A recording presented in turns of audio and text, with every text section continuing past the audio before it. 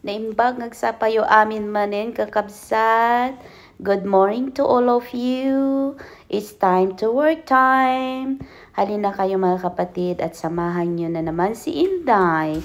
Ayan, ang kanyang trabaho today is aakyat uli siya sa hagdan at magdilinis ang pinakamataas na mga bookshelf. Yan, tinatawag na bookshelf mga kapatid. Ayan, umaakyat na naman si Inday. Dahan-dahan ka, Inday. Ingat-ingat lang dyan. Huwag mahulog. Mahirap ang mahulog, Inday. Ayan, nakahawak naman si Inday doon sa gilid, guys. Ganito ang trabaho ko araw-araw. Ayun, si Inday. Nagsishake ang kanyang feet. Ayan.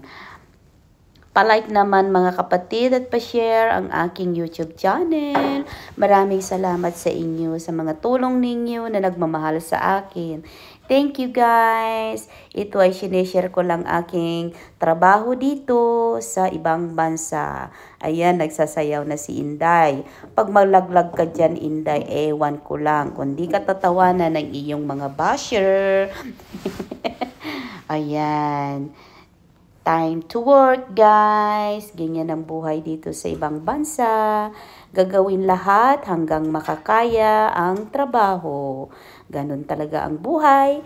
Para sa ganoon, mayroon tayong ibubuhay sa ating pamilya sa Pilipinas. Dahil alam nyo na, mga Pilipino tayong mapagmahal sa ating mga pamilya. Ayun, nagsasayaw. Sasayaw, oh. Inaano, sorry guys. Ala. Diyos ko, Mariosep, nabulunan pa ako sa sarili kong laway. Sasayaw siya kasi Ayun guys, eto, ganito talaga ang buhay. Alam niyo naman mga kapatid, ang buhay nating mga Pilipino, mapagmahal tayo sa ating mga mahal nating pamilya. Diba? Kaya gustong-gusto ng ibang mga lahi ang mga Pinoy dahil tayo'y mapagmahal at hindi natin pinapabayaan ang ating mga pamilya sa Pilipinas. Ala, ang gulo-gulo na yung buhok ni Inday. Pasensya na guys. Nagiging gurang na tuloy siya. Kaya okay lang yan. Basta malinis na trabaho ang kanyang gawain, walang problema yan. Hindi natin kinakahiya ang ating mga trabaho guys, basta malinis ang ginagawa natin, hindi tayo gumagawa ng masama. Diba guys? Ayan. Masaya ang magtrabaho pag malinis ang kinatrabaho natin at masaya tayong magpadala sa ating pamilya pag galing sa malinis ang pinagtrabahoan natin, di ba? Di ba ang sarap yung feeling natin pag tayo ay magkakasahod and then ipapadala natin sa pamilya natin? Di ba ang feeling natin para tayong nanalo sa loto na kahit walang maiiwan sa ating isang sintimo, ang sarap ng pakiramdam, ang sarap ng puso natin.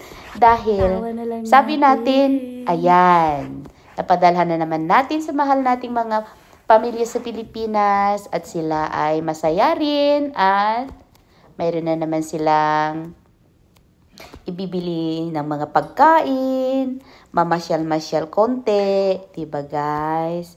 At mayroon na naman pambayad sa mga ano ba yan, lahat ng mga bills natin.